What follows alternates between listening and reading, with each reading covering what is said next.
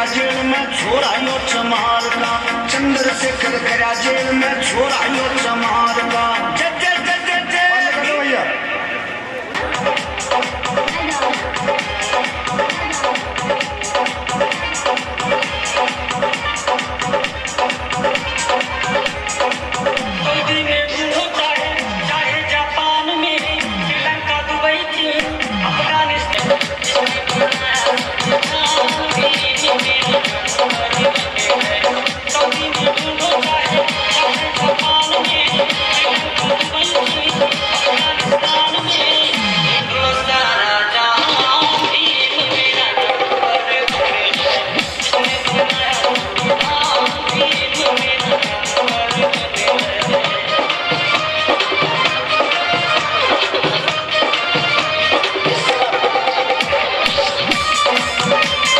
कुर्सियों पे बैठ जाएं, सभी लोग कुर्सियों पे।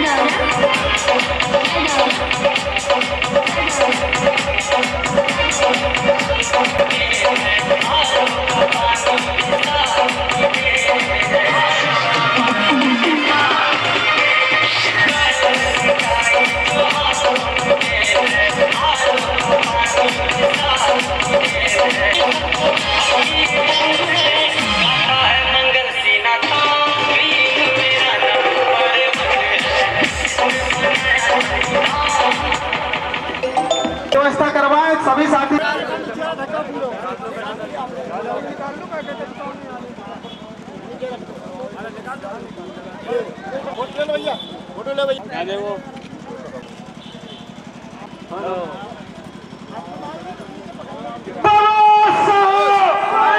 प्रथम शिक्षादाता को हे मालिक तू मुझसे बोल।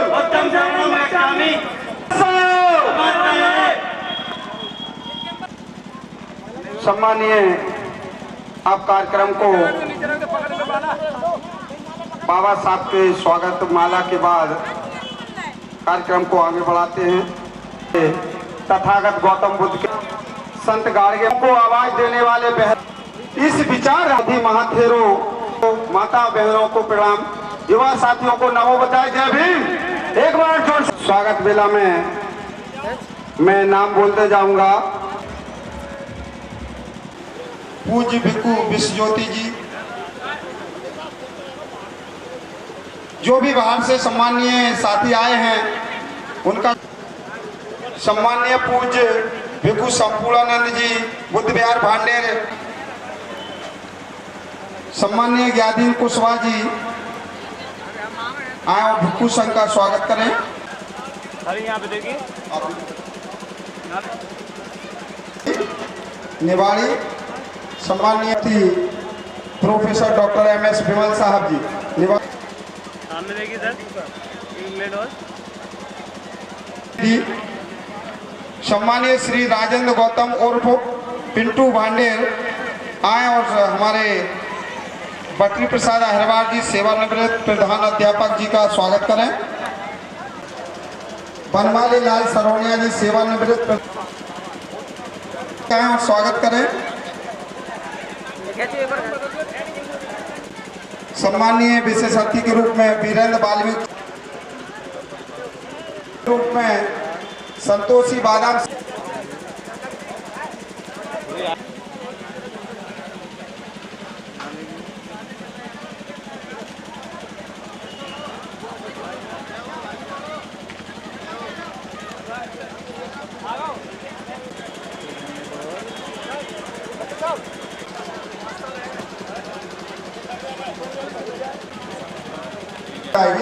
इसलिए हमारे इतनी दूर से अध्यक्ष जी से आग्रह करूंगा कि वो सभी जयंती जन्म उत्सव मना रहे हैं। मानवता की राह दिखाना सबके बस की बात नहीं। मैं हमारा चाहूंगा 2 मिनट का करना चाहते हैं, रखें। सम्मानीय अमर सिंह राव दिनकर जी, यहाँ देखिए। सम्मान हमारे यात्रियों से भी विनम्र आग्रह है।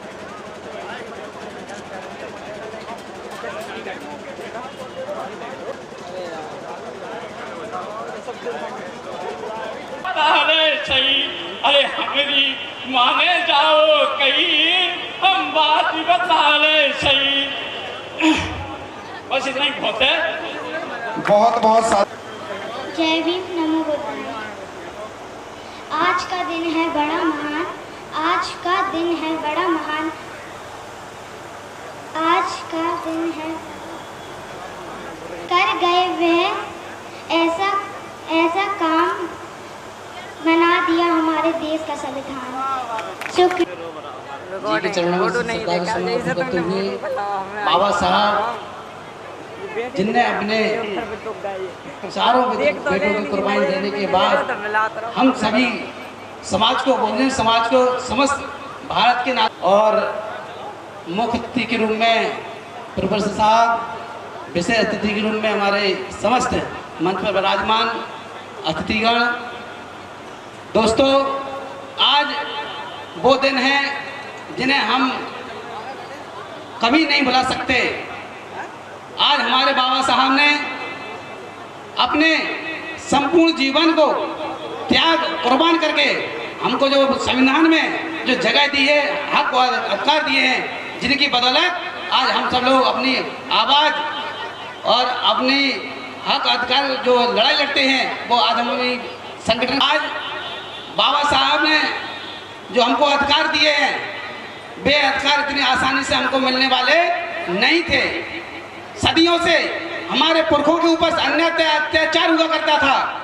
हमको लोग बराबरी का दर्जा देने के लिए कतराते थे, लेकिन जब हमारे बाबा साहब ने पढ़े लिख करके अपने विचारों को और सोच समझ करके अपने हक और अधिकार की लड़ाई लड़ने के अपने हक और अधिकार अपने द्वारा अपने हस्तलेख से जो हमें संविधान लिख के दिया है, हमेशा हम बाबा साहब की आभारी रहेंगे।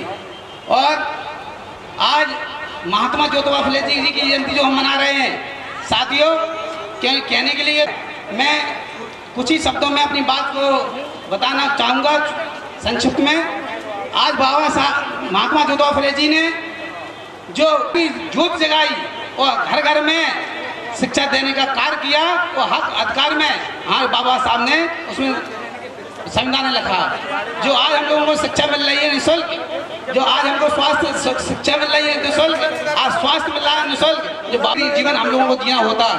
इन्हीं शब्दों के साथ मैं अपनी वाणी को विराम देता हूँ, क्योंकि समय कम है, वक्त अधिक है। के लिए नारायण बाबू जी दतिया स्वागत करें। नारायण बाबू जी विशेष शक्ति के अलावा बाबा साहब, जब तक सूरज चांद रहेगा, जब तक सूरज चांद रहेगा, जय भीम, जय भीम।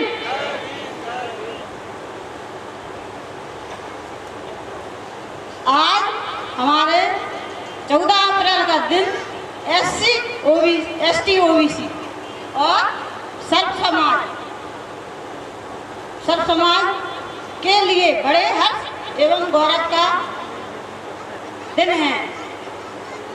आज भारतीय संविधान निर्माता एवं हम सभी के मसीहा भारत रत्न बुद्ध सभ्य बाबा साहब डॉक्टर भीमराव अंबेडकर साहब जी बाबा जी की 132वीं जयंती के शुभ अवसर पर कार्यक्रम में उपस्थित मुख्य अतिथि प्रोफेसर डॉक्टर MS विमल साहब नवाड़ी, अध्यक्ष श्री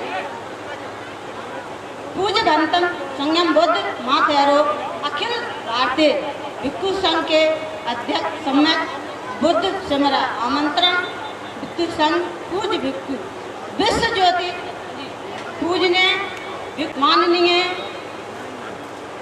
हमारे बाबूलाल भास्कर रिटायर्ड, माननीय वीरेंद्र मालवीय बाबूजी, माननीय श्री बादाम सिंह दौरे जी ने शिक्षा, सरकारी नौकरी, सिविल सेवाओं में आरक्षण, भारतीय संविधान लोकतंत्र को राजतंत्र को खत्म करके लोकतंत्र का निर्माण किया तथा रानी के पेट से राजा होने वाला राजा नहीं होता बनेगा, बल्कि मत पेटी से राजा बनेगा। आज क्या वो भारत के बेटे नहीं सोचता जो उनकी जो सड़कों पर लेटे हैं, क्या वो भारत के बेटे नहीं जो उनके बारे में हम और आप नहीं सोचते हैं। सम्मान प्रथम महामानव महात्मा ज्योतिबा फुले, महात्मा श्रीमती सावित्रीबाई फुले, बाबा भीमराव अंबेडकर और सम्मानित मंच, यहाँ पर उपस्थित सभी भाई बंधु दूर दराज से आए हुए हमारे हम साथी सभी के चरणों में नमन करता हूँ। साथ में जयंती मना रहे हैं। ये जयंती देख लीजिए कितनी खूबसूरत जयंती बनी हुई है कि आज एक गुरु और एक शिष्य दोनों की जयंती एक साथ मनाई जा रही है। ऐसा सौभाग्य शायद है कि किसी और जयंती में हम लोगों को प्राप्त होता हो, और पिछली वर्ष से इस वर्ष संख्या कुछ ज़्यादा है हम लोगों की, इसका भी बड़ा हर्ष है। और बहुत बहुत साधुवाद यहाँ पर उन सभी लोगों को कि जो हर वर्ष कमेटी बना करके ये जयंती मनाते हैं और जयंती में अपना समय, अपना धन सभी देते हैं। इनके लिए भी बहुत बहुत धन्यवाद। साथ में मैं धन्यवाद देना चाहूँगा कि जो हमारे साथ में हमारी रैली, मैं धन्यवाद उस ईश्वर को देना चाहता हूँ कि जिसने हम लोगों को एक साथ बैठना, एक साथ उठना और एक साथ बोलना, खड़े होना, चलना सिखाया है। हम लोग देखते हैं कि भगवान ने जैसे हमारे बीच में कोई अंतर नहीं समझा, सबके लिए हवा, सबके लिए पानी, सबके लिए बारिश, सबके लिए समान होती है, सब समान होती है। उसी प्रकार से एक ईश्वर हमारे पीछे भी है कि जिसने सबके लिए एक अधिकार दे करके एक अधिकार दिया कि जो सबके लिए समान वोट का अधिकार कि जैसा हो, उसमें कोई अंतर नहीं है। पानी छोटे आदमी के यहाँ भी बरसेगा, बड़े आदमी के भी यहाँ बरसेगा। ऐसे ही वोट का अधिकार दे करके हमारे बीच में हमने सोचा कि भगवान का दर्जा अगर प्राप्त किसी ने किया है तो बाबा भीमराव अंबेडकर जी ने किया है। सरों पर कभी ताज नहीं होता। इसी के साथ मैं अपनी वाणी को विराम देता हूँ। बहुत बहुत धन्यवाद। फेंक दो ऐसे जाति, धर्म, मजहब को कूड़ेदानों में, उस ईश्वर को भी ठुकरा दो जो भेद करे इंसानों में, जो भेद करे इंसानों। नमन है हमारे माता बहनों को, मेरे नौजवान साथियों व प्यारे प्यारे बच्चों। साथियों, आज बड़े हर्ष का विषय है कि आज हम और आप सभी, पूरा हिंदुस्तान बाबा साहब की जयंती बड़े धूमधाम के साथ मना रहे हैं। मेरा सभी से निवेदन है कि थोड़ा मेरे से जोड़ने का कष्ट करें। बचपन से लेकर के और अपने समस्त बहुजन के लिए जो संघर्ष किया है नहीं तोड़ा, और उनके परिवार ने भी उनका बहुत साथ दिया, उनके माता पिता ने भी बहुत साथ दिया। स्कूल में अगर खेल कूद प्रतियोगिता होती थी तो उनको आगे नहीं निकलने दी, उनका पैर भी टूट गया था, फिर भी उनके पिता अपने सर पे कंधे पर बैठा करके उनको स्कूल ले जाते थे। उनको शिक्षा इतनी पद तक सीमित रह जाता है, मगर जो सामाजिक जीवन में अपना पूरा तन मन धन समर्पण कर दे, उसका नाम हमेशा के लिए अमर हो जाता है। साथियों, मैं तो उन बच्चों से कहना चाहता हूं कि जो शिक्षा ग्रहण नहीं कर रहे हैं और कर भी रहे हैं तो बड़े उस बाबा साहब B.R. अम्बेडकर साहब के चरणों में श्रद्धा सुमन। सभी महापुरुषों के चरणों में श्रद्धा सुमन सर्वत करते हुए भिक्षु संघ मंच आसीन हमारे मुख्य अतिथिगण अध्यक्ष जी अम्बेडकरवादी बनना सीख ले हम लोग, तो ये समझो हम सभी का उद्धार इसी में है। क्योंकि हम लोग जब भी कार्यक्रम करते हैं, हमारे आज जो हम सबसे पहले इनको धन्यवाद देना चाहते हैं, समन्वय जो समिति बनी हुई हमारे जो हमारे और आने के लिए सभी लोग एक दिन कम से कम बाबा साहब के लिए महापुरुषों के लिए निकालना चाहिए। जैसे आज दिखा दिया सभी लोगों ने कि हमें लगता है मध्य प्रदेश में सबसे अच्छी आज की रैली निकली है और अच्छा हम लोगों ने देखने को मिला है। माताएं बहनें अभी तक बैठी हुई हैं, दिखा दिया और देखा है तो वर्ल्ड में पूरे जितनी संसार में हमारे बाबा साहब को पूजा जाता है और संसद में इनके जो चित्र लगाए गए हैं वो देन है और इतना नाम है उनका अपने भारत का हर संसार में। ऐसे ही सब बच्चों को घर घर एक अम्बेडकर बनाने की कोशिश करें। इसी याद में अपनी वाणी को विराम देता हूँ। जय भीम, नमो बुद्धाय। फुले साहब जिंदा तो कहते कि शिक्षा कल भी जरूरी थी और शिक्षा आज भी जरूरी है, शिक्षा आज भी जरूरी है। सम्माननीय बाबूलाल रिटायर्ड तहसीलदार भांडे जी आए अपने विचार रखें। मंच पे आज की सभा के हमारे अध्यक्ष महोदय एवं हमारे अन्य साथी दूर दूर क्षेत्र से ग्रामीणों से आए हुए हमारे भाई बंधु एवं माताएं बहनें, मैं बाबा साहब के जीवन के परिचय के बारे में थोड़ी 2-4 बात कहूँगा, जितना भी टाइम मिलेगा उतना। मैं कोई वक्ता नहीं हूँ, मैं पढ़ता जरूर हूँ लेकिन ज्ञान जरूर है थोड़ा बहुत, लेकिन वक्ता नहीं हूँ, इसलिए भाषण देने में कुछ थोड़ी वो भी हो सकती है मेरे द्वारा। अब साथियों में आज 14 अप्रैल है, बाबा साहब का जन्मदिन है, तो बाबा साहब के जन्मदिन के बारे में बताऊँ कि बाबा साहब का जन्म ऐसी परिस्थिति शोषित वर्ग को, अछूत वर्ग को गुलामी की जंजीरों में इस प्रकार जकड़ रखा था कि भविष्य में उनको मुक्त होने की आशा ही नहीं थी।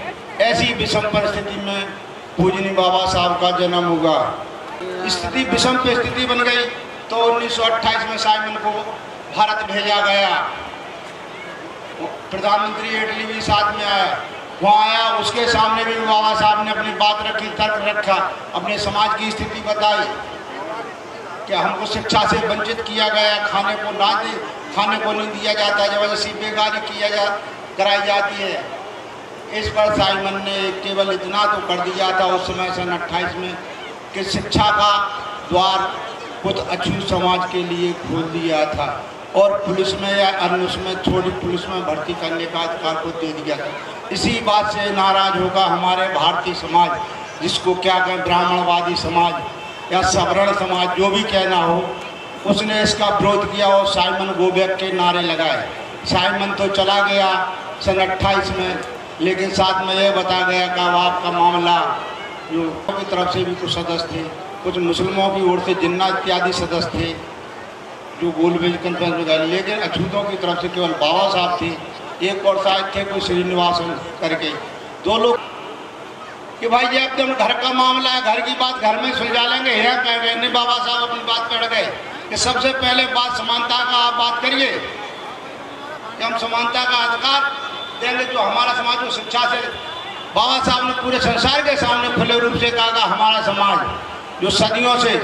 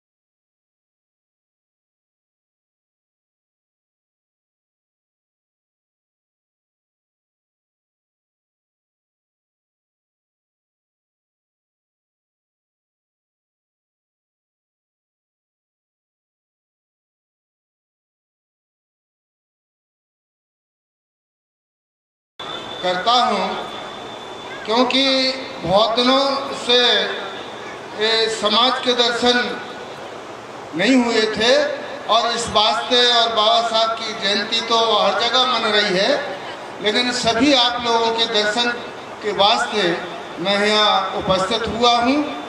और विश्व पूज्य बोधिसत्व बाबा साहब डॉक्टर अम्बेडकर और विश्व पूज्य हमारे भगवान तथागत बुद्ध, ज्योतिबा फुले, कबीर, रविदास और अन्य सभी जो है व्यवस्था परिवर्तन के जितने भी महापुरुष हैं, उन सभी के चरणों में नमन करते हुए मैं भिक्षु संघ एवं सभी मंच पर आमंत्रित लोगों को मैं जय भीम नमोबुद्धाय के साथ अपनी बात आपके सामने रखूंगा।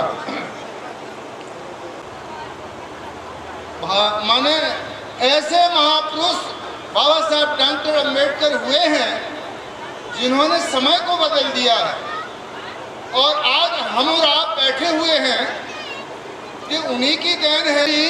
माने महिलाओं को अर्ध नग्न करके रखा जाता था यहाँ के पूर्व लोगों का, और इसमें महाराज चरक व्यवस्था कराई। अंग्रेजों ने बहुत सी व्यवस्थाएं यहाँ आकर के बंद करवाई, तब कई बाबा साहब को थोड़ा सा हौसला बढ़ा, तो ऐसी नहीं।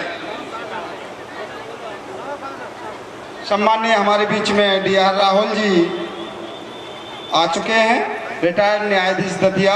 मैं उनका स्वागत करता हूं कि वो मंच पे अपना स्थान रख रहे हैं। सम्माननीय डी.आर. राहुल जी। हाँ सर, आप, मैं तो खाली आपकी का नाम, तो मैं अपनी बात वही रखूंगा, क्योंकि ये सब हिम्मत की बातें होती हैं। कांग्रेस एक ऐसा धड़कता हुआ गोला है और उसमें जो जाएगा वो भस्म हो जाएगा। ये हमारी बात नहीं, बाबा साहब ने उस समय कहा, मैं कह रहा हूं।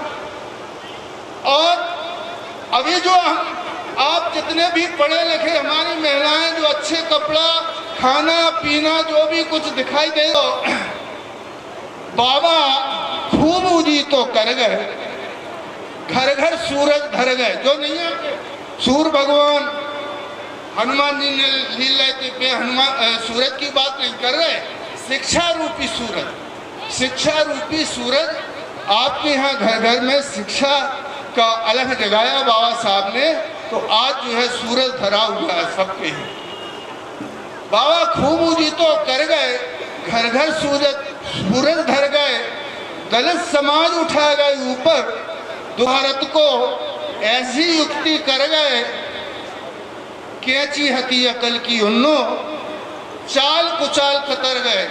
जो हमारे मनुवादी लोगों की चाल का समय कम है, मैं ज़्यादा बात नहीं करूंगा। मैं इतनी बात जरूर कहूंगा आप लोगों से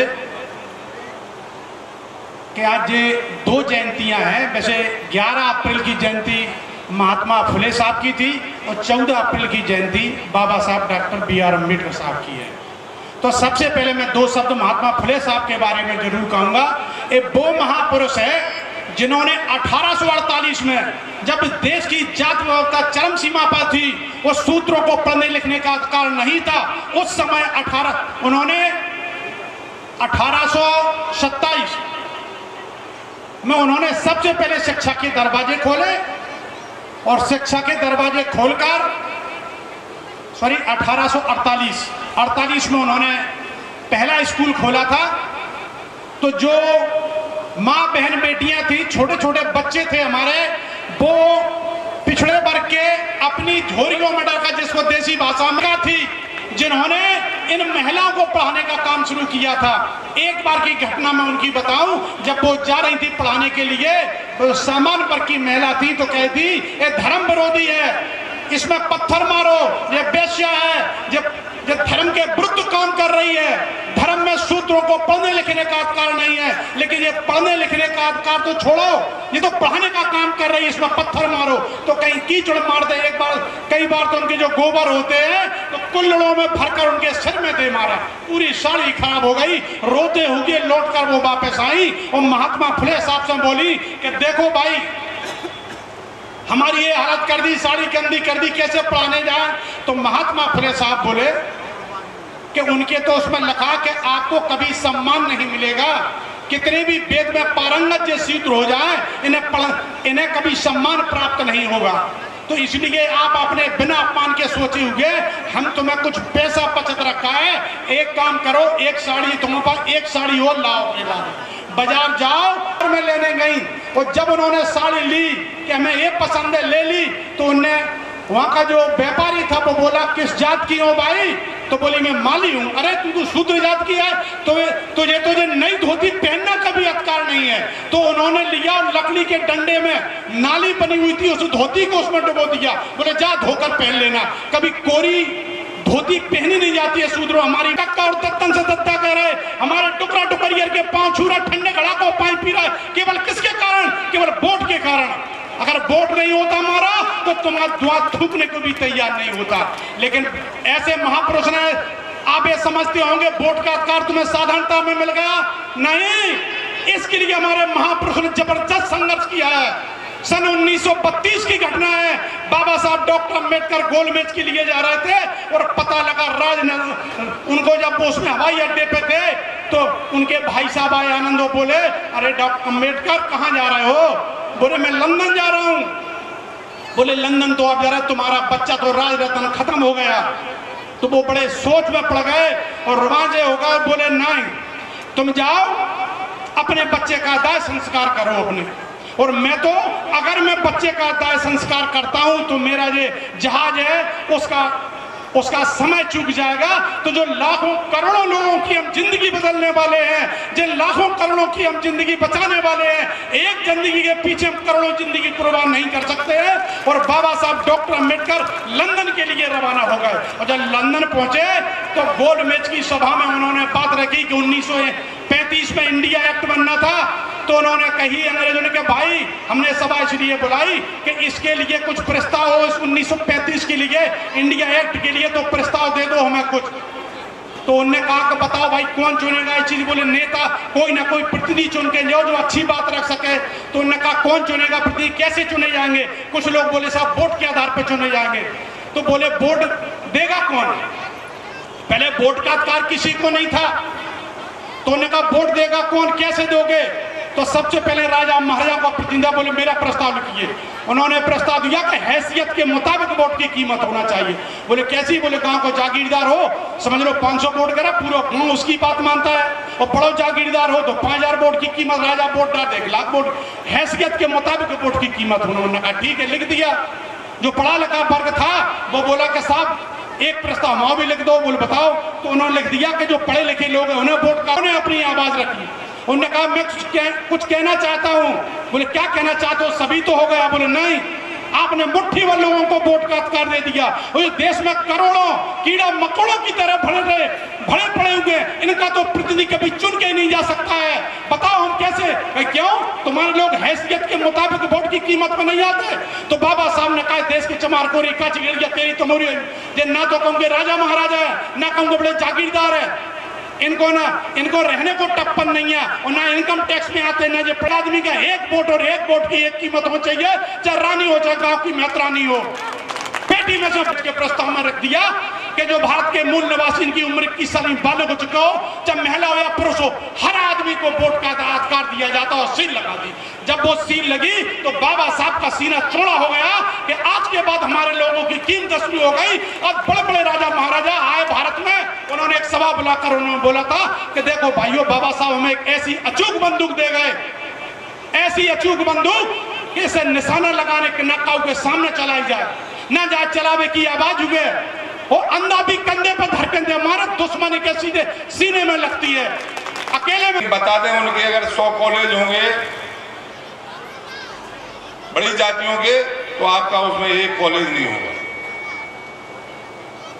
शिक्षा दी, अपन ने शिक्षा प्राप्त की, कॉलेज नहीं बना पाए। अच्छी कॉलोनी होगी, 100 मकान होंगे तो आपका एक मकान बंगला के रूप में नहीं होगा। एमएलए एमपी तो इसलिए बन गए कि संविधान में बाबा साहब ने वो अधिकार दे दिया, इसलिए आप बोलिए खटीक हैं, वाल्मीकि हैं, नहीं हम अनुसूचित हैं, हमने हाँ बेईमानी है, नहीं करना चाहिए, ये अच्छी बात नहीं। हमने साहब और कोई बात, फिर टिकट मांगते दोबारा, हमने और कोई बात, ईमानदार है कि हमारे लोग ईमानदार। बोले कमलाबाद जी आपको बुरा लग गया, हमने हमारी बरादरी को गाली दे रहे हैं, बुरा नहीं लगेगा। मैं आपकी कृपा से डरता नहीं हूँ। भैया भतीजे बिगड़े हुए हैं, उनकी मदद ना करो। जो लेके पढ़ने वाले हैं, होशियार हैं, दारू झंझट में नहीं पड़ रहे हैं, उनकी मदद करो। डायरेक्ट करो, इनडायरेक्ट करो, और करोगे तो बुद्ध भगवान भी आपकी मदद करेंगे। बाबा साहब की जो संविधान में दिया है वो साकार हो जाए। संविधान का अपन भगवान बड़े बड़े सब लोग संविधान सब लोग नहीं पढ़े, लेकिन सब लोग जानते सब है कि बाबा साहब की कृपा से हम और आप बहुत बहुत शुभकामनाएं प्रेषित करता हूँ। अभी यहाँ भिक्षु संघ उपस्थित है, उनके चरणों में नमन करता हूँ कि माननीय विमल साहब जी हैं और विशेष अतिथियों में श्रीमती रक्षा संतराम सरोनिया, माननीय घनश्याम सरोनिया जी, माननीय महेंद्र बौद्ध जी और बाबा साहब के अनुयायी माता और बहनों और मंच पर जो शेष गैलेक्सी में बैठे हुए हैं उन सबको मैं नमन करता हूँ, प्रणाम करता हूँ। समय का संकेत मिला है कि बोलूं परंतु मुँह मत खोलूं, तो इसको ध्यान में रखते हुए मैं अपनी बात 10 मिनट में समाप्त करूंगा। बाबा साहेब जब संविधान सभा में पहुंचने के लिए प्रयत्नशील थे तो संविधान सभा का जो चुनाव हुआ उस संविधान सभा में, ये बात मैं क्यों शुरुआत कर रहा हूँ, क्योंकि हमारे लोगों के साथ बेईमानी और बदमाशी शुरू से होती रही है, जिसका दंश बाबा साहब ने जीवन भर झेला है और हमारे समाज के लोग वर्तमान समय में भी अन्याय और अत्याचार हैं। तो ये प्रश्न आया कि बाबा साहब को संविधान सभा में पहुंचाया जाए, तो इसके लिए उनको एक विधानसभा से उनका नॉमिनेशन होना था और उसके लिए 2 विधायक समर्थक होना थे। तो बाबा साहब ने जब बम्बई विधानसभा में ये संपर्क किया तो नॉमिनेशन तो भरने वाले बाबा साहब थे, लेकिन उनको 2 समर्थक नहीं मिल सके।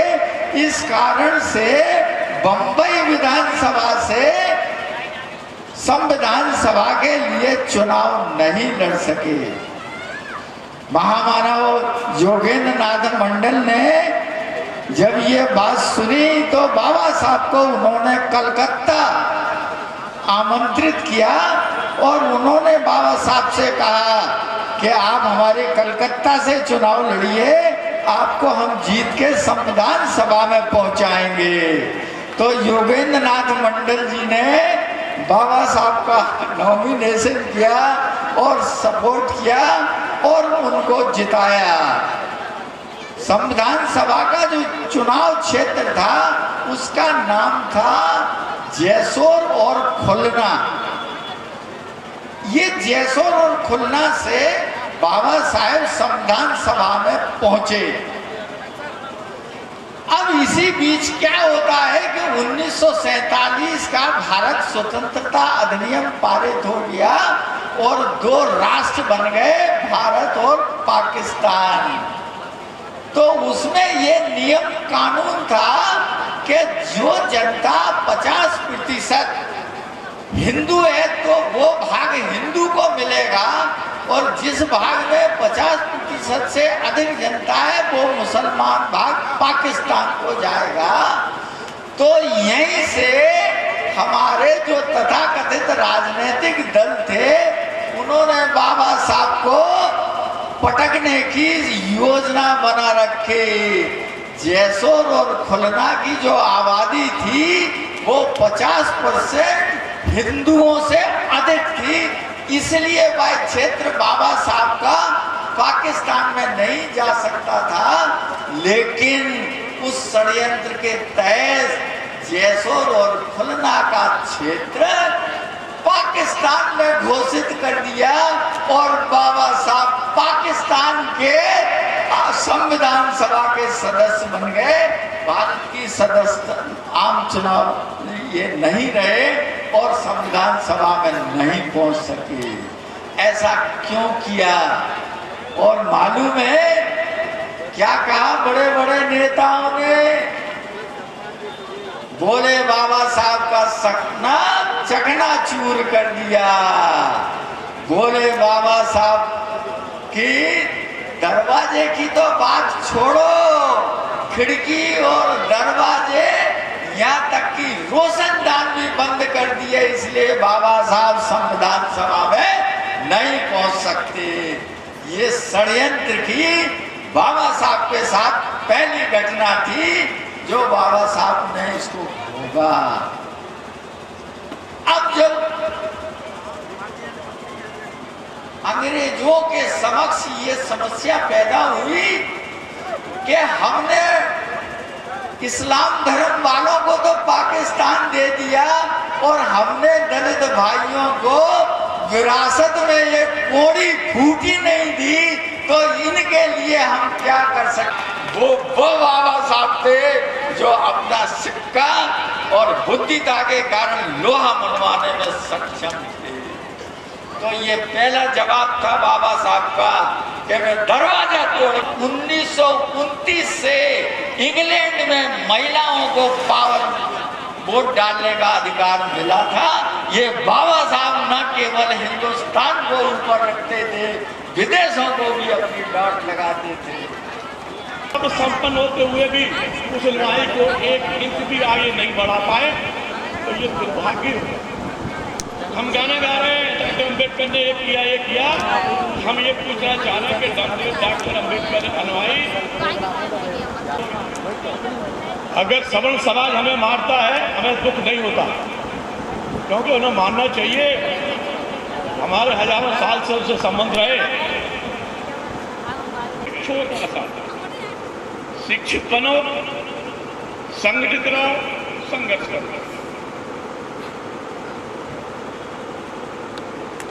डॉक्टर अम्बेडकर की बात हम लोगों ने मानी, थोड़ी बहुत, ज्यादा नहीं मानी।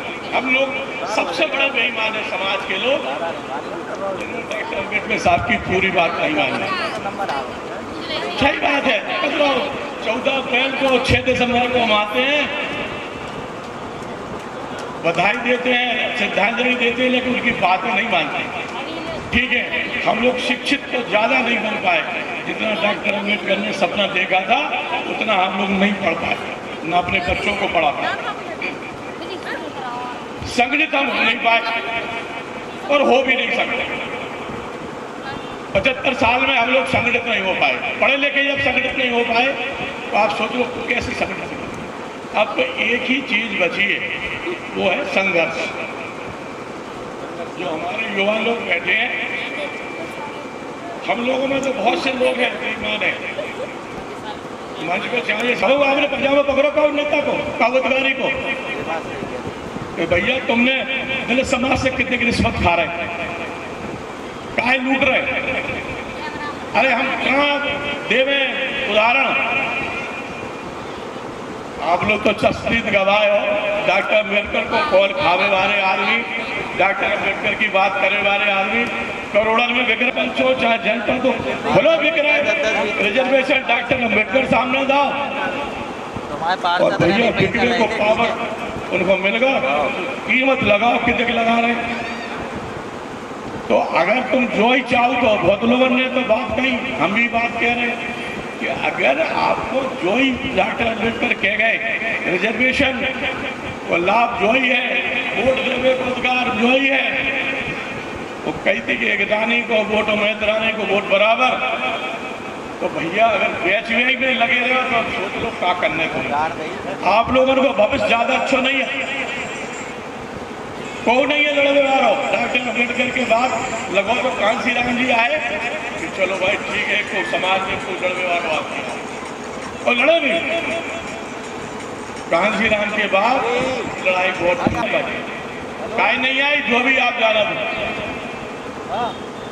तो अब जब तुमको बेच रहे, समाज बेच रहा और नेता बेच रहे, को कांग्रेस को बेच दे, को बीजेपी को। बोलो हमें, बोलो क्या कीमत है। समाज को बेच रहे और हमें समाज को बेच रहे हैं, इनको पकड़ो।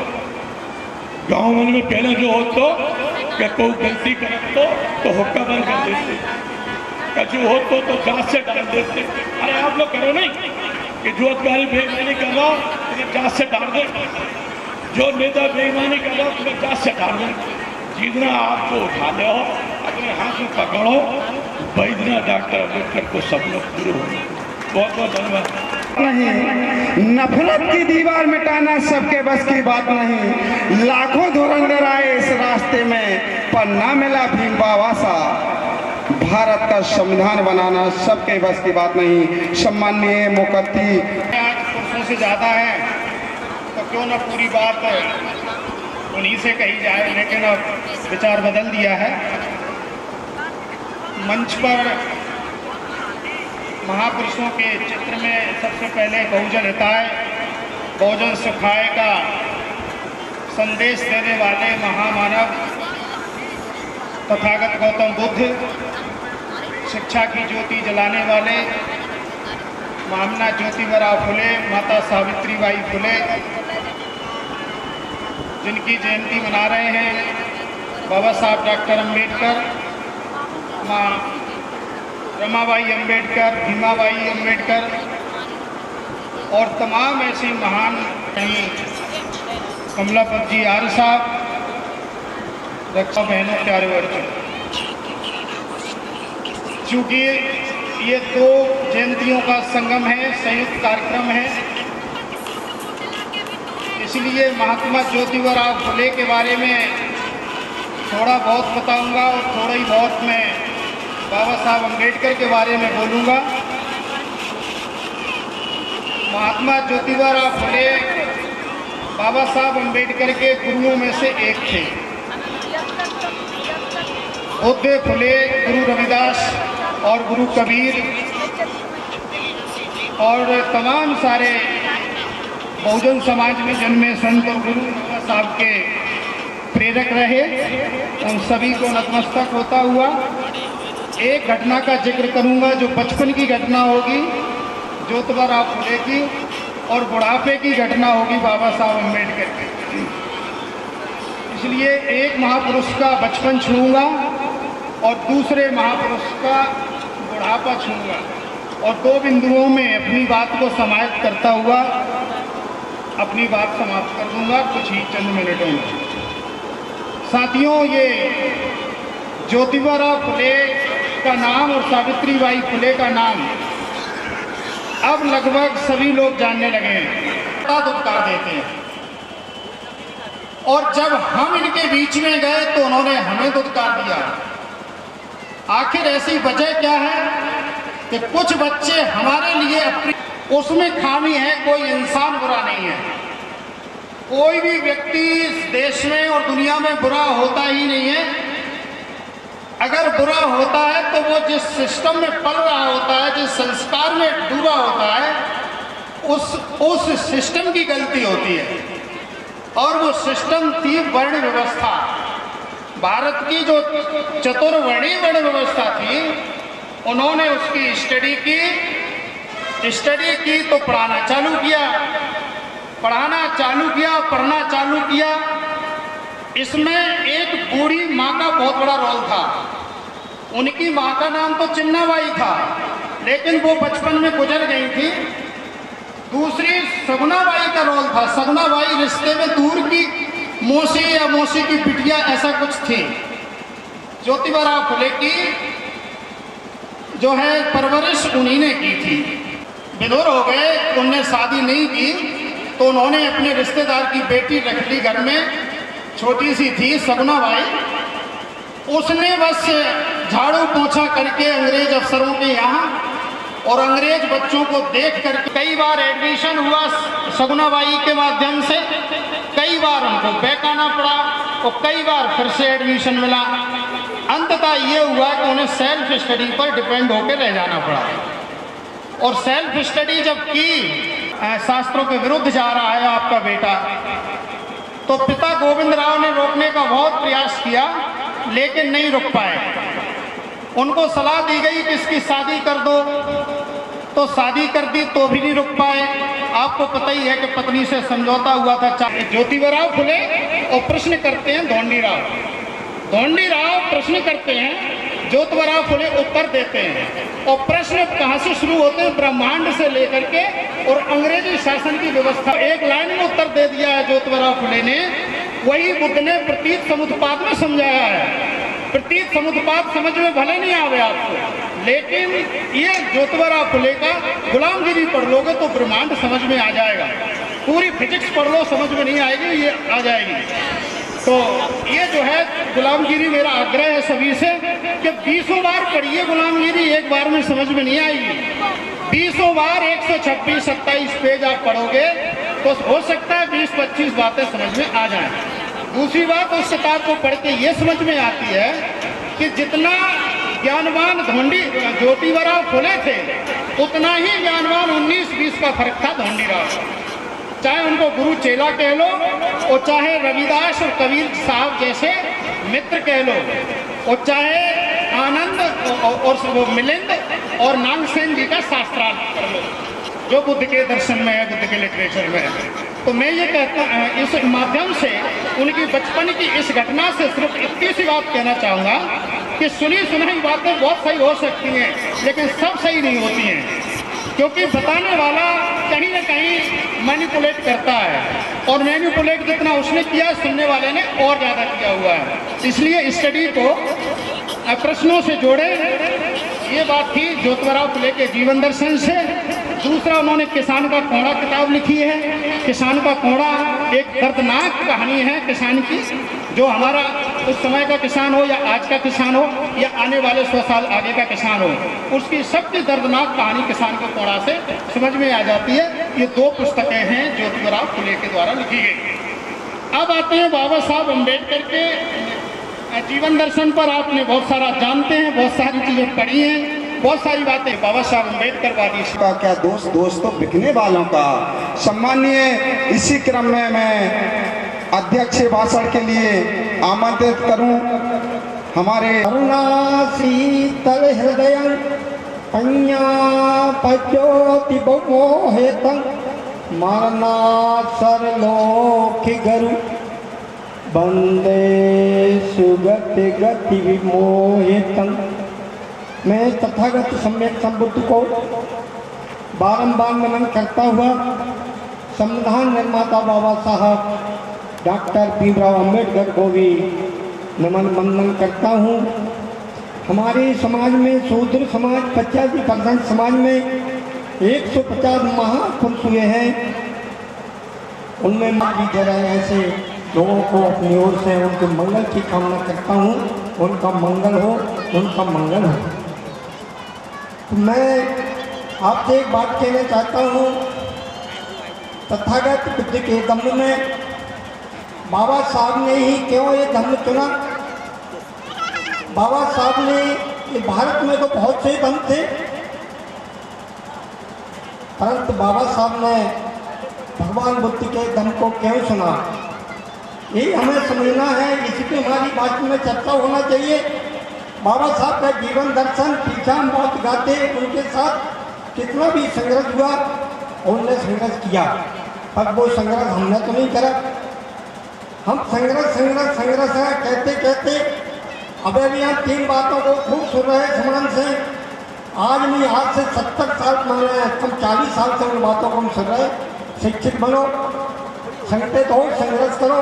ना तो हम शिक्षित हुए, ना हम संगठित हुए, ना हमने संघर्ष की ओर गए। बात सही है, पर चुनाव से नहीं हो सकते। हम अपने मंत्री बनाते हैं, हम अपने विधायक बनाते हैं, 2-2, 3-3 बार वो टिकट देते हैं, हम जितवा दे, हमारा नुकसान होता है। अगर हमने एक विधायक को एक में जिता दिया अपनी ऐसी सीट से और दोबारा दूसरी पार्टी ने उसी बात को किया तो उसको नहीं जिताना चाहिए, क्योंकि वो कहना तो सब घर बर्बाद है। कौन से 2-4 बे लोग तपे करे, बे लोग बैठे रहते हैं, बहुत दिनों से सुन रहे बे लोग बैठे रहते हैं, उन्हें सब सुना लो, सारी बातें उन्हें सुनाते रहो और तो कोई सुनने वाला नहीं। माता बहने 3 पढ़ने सब चले, सबने अपनी अपनी बातें कही, सामने बातें कही, तैयार हो गए, ठीक है। जब दोनों का साक्षात्कार आपस में हुआ और साक्षात्कार हुआ, उस साक्षात्कार में उनका पोत हार गया, वो पहाड़ा और उठा पहाड़ा चढ़ गया। देश में समाज में तालियां फिट गई, वो पा लिया, हमारे बनते थे वो पा लिया, तो आदमी को और गौरव पड़ गया, जहाँ देख गया और गौरव पड़ गया, अंग्रेजों को बहुत झंझट रहेगा। तो भाई मानवतावादी धर्म देश में लागू हो सकता है और हमारा आपका कल्याण हो सकता है, परंतु ये नहीं कि एक वंदना करने से ही हमारा मंगल हो जाए, तो होने वाला नहीं। धर्म का काम ईमानदारी से करना पड़ेगा। कैसा समय, इतना अच्छा समय उनने खो दिया, उनने परिवर्तन नहीं किया, उन्हें धर्म को स्वीकार नहीं। हर पेपर में सबका दलित की बेटी के संग बलात्कार हो गया, दलित को वहाँ मारा गया, दलित को मूछों में रखा मार दिया किसी, और इनकी सरकारों को हम हर में बनाते जाए, 2-2, 3-3 में जिताते जाए, तो तुम्हारा मंगल होगा का मंगल फिर है नहीं। तुम्हें ये कांड मानना है कि एक बेर से जिसको हमने मंत्री बना दिया